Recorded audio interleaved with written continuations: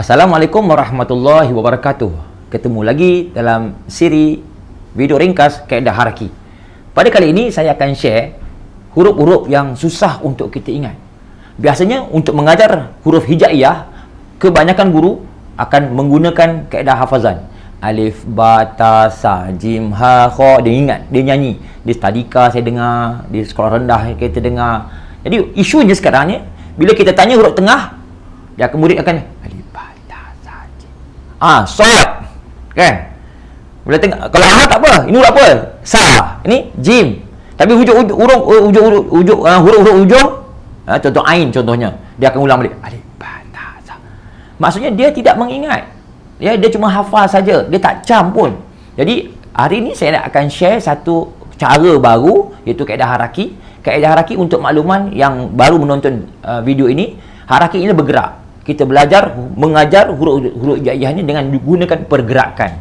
Baik, pada hari ini saya akan share huruf-huruf ini saja. Ya, dot, sod, zo dan to. Sengaja saya tak ikut biasa orang sod, dot, to, zo ikut turutan. Sebab kita kaedah haraki bukan berdasarkan pada hafazan. Kita biar dia cam betul-betul. Ini adalah huruf to. Ini huruf zo. Biar diingat. Bagaimana caranya? Baik. Kita gunakan perbandingan dan apa persamaan, apa perbezaan huruf-huruf ini. Kalau tengok ni, dua huruf ini, apa persamaan dia? Bentuknya sama kan? Bentuknya sama. Cuma bezanya titik saja. Apa persamaan dia?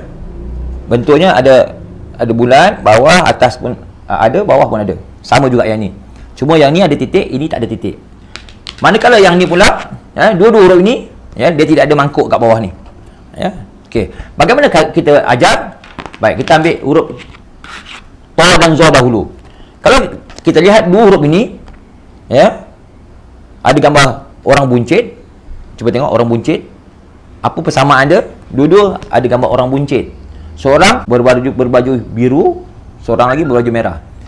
Kalau skill orang buncit ketika dia tidur, cuba tengok bila dia tidur, sama macam huruf yang kita nak pelajari hari ini. Sod dan to dan zo. Hurufnya sama, to dan zo. Ini to, zo. Baik. Tongkat ni artinya gangguan semasa tidur. Apa dia gangguan masa tidur? Contoh, bagi contoh. Gangguan panas, lagi bising, mimpi hantu, contohlah kan. Jadi bila tidur waktu malam, ada gangguan waktu tidur ataupun bunyi bising, maka kita buat begini, tarian dia begini. Tolak, jangan kacau orang tidur.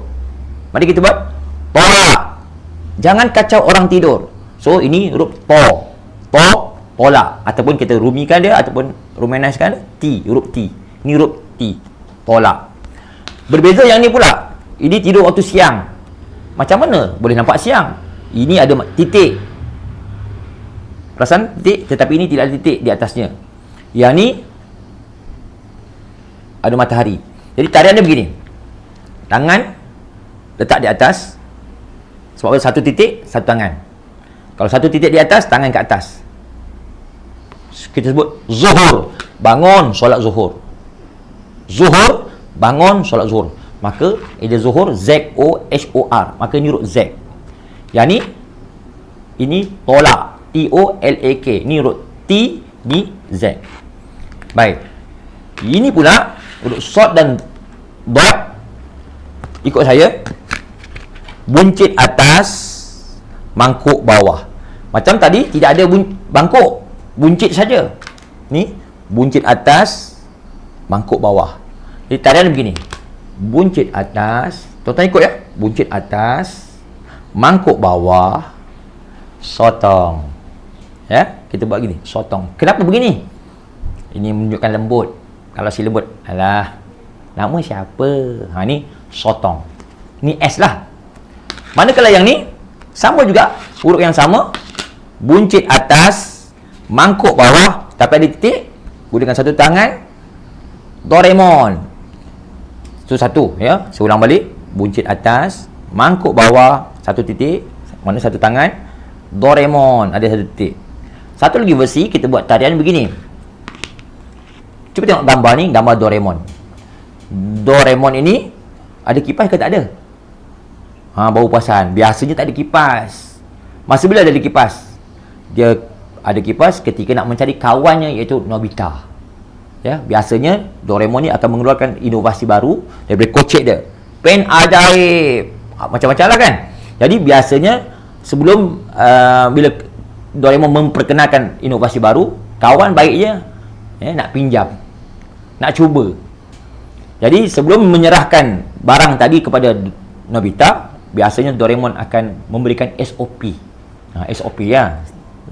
Standard of operational procedure dia. Jadi apa yang boleh, apa yang tak boleh. Pada mulanya Nobita ni akur dengan SOP ataupun apa yang diberitahu oleh Doraemon. Tapi lama-lama Nobita lupa. Dia akan dia buat apa yang dilarang, akhirnya berlaku huru-hara di bandar itu. Maka Doraemon yang menghasilkan ciptaan itu, dia bertanggungjawab untuk mencari balik Nobita. Maka mari kita sama-sama kita anggap diri kita Doraemon. Kita buat gini. Ini satu titik, satu tangan, kita pakai kipas. Kita akan duduk di atas bangunan untuk mencari Nobita. Baik kita ni, Doraemon, Nobita. Macam, boleh? Kena buat gitulah. Kena buat begitu. Sebab apa? Masalah kita, jangan malu. Kita tak pandai baca Quran. Atau kalau kita nak ajar anak-anak kita, cucu kita, atau murid-murid kita buat begitu. Suruh murid-murid, jangan cikgu yang buat. Biar cikgu buat bersama dengan murid-murid. Baru seronok. Ya, pengajaran itu. Baik. Ini Doraemon. Ulang balik. Letak kat kepala. Doraemon. Nobita. So, ini D. Ini pula S. Baik. Sebenarnya bukan 4 huruf ni sahaja ada tarian. Malah alif sampai ya ada tariannya. Sebab itulah saya keluarkan buku ini. Kisah si buncit.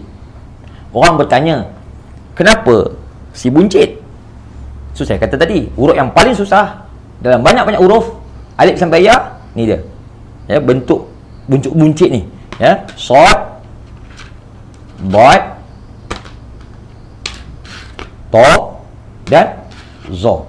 Keempat-empat huruf ni ada bentuk buncit. Cuma bezanya ada kala ada mangkuk, ada kala tak ada mangkuk. Mana kalau tengok tuan-tuan tengok tolak dengan zuhur, dia tidak ada mangkuk. Sebab apa? Orang tidur kaki lurus. Tidak ada mangkuk. Tapi yang ni ada mangkuk.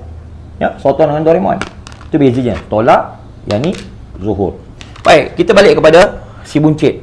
Sebab itulah nama buku ni Kisah si buncit. Dan buku ini telah pun memenangi emas dalam pertandingan iTech tahun 2015 international. Ya. Jadi kenapa kisah? Dalam buku ni kita buat bentuk cerita, batasa dan sebagainya. Ya, kita bukan hafal. Jadi kalau sekiranya tuan-tuan mengajar dalam bentuk cerita, orang lebih minat. Contoh kita sembang dekat kedai kopi, kan kita seronok, tak perasan pun masa berlalu kalau kita sembang berkawan. Jadi kisah ni mana contoh, tengok kat sini. Pada satu hari si buncit berkhemah di hutan liput, dan ketika dia berehat di sebatang pokok, tiba-tiba sebiji buah, nampak ni buah, jatuh dari atas ni, maka ada tarian dia. Kemudian tu si buncit mendongakkan kepalanya ke atas, dia dapati ada 2 ekor tupai. Tu henti ya, tupai. Maka ada tarian dia. Kemudian tu pada waktu itu angin sedang bertiup kencang.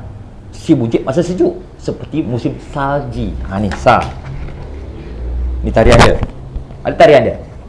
Gambar sebelahnya tarian. Kemudian tu si buncit melihat jam di tangannya. Waktu itu jam menunjukkan pukul 4 petang. Jim atau J. Begitu seterusnya sehinggalah ya. Jadi oleh kerana buku ni dia tidak dapat lihat bagaimana pergerakan itu, cuma lukisan saja. Ya, setiap huruf ni ada lukisan macam Doraemon. Cuba tengok tadi kan, kita buat ni Doraemon, ni tarian. Doraemon, Nobita. Kalau yang ni pula sotong. Kan? S.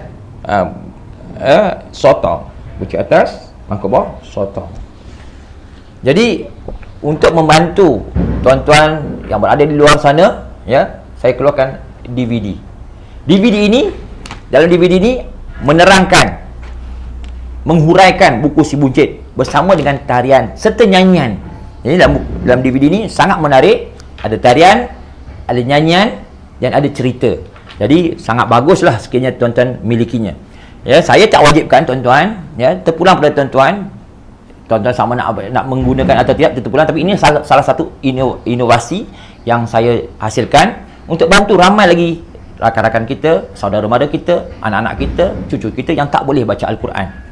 Baik, bagi mereka yang memiliki kedua-dua buku ni, buku dan juga DVD ni, kita akan bagi hadiah buku kerja. Buku kerja ni maknanya selepas mereka mengikuti pembelajaran dalam DVD ni dan juga buku ni, kita ada latihan. Latihan ini membantu anak-anak kita atau diri kita untuk mengecam huruf-huruf itu. Caranya, ya, setelah kita ini contohnya Sotong, Doraemon, Tolak, Zuhur, dah hafal, dah cam, kita tutup. Jangan tengok jawapan tu. Dan kita akan tulis. Apa yang kita perlu tulis ialah huruf ni yang warna merah. Ni T warna merah, Z warna merah, S warna merah, D warna merah. Kalau macam ni contohnya, ini S, ini T, ini S. Dalam DVD ni ada terangkan macam mana nak gunakan buku ni. Ya, jadi memudahkan tuan-tuan. Yang saya katakan tadi, kita tak wajibkan tuan-tuan, tapi ini terpulang pada tuan-tuan. Saya tak paksa.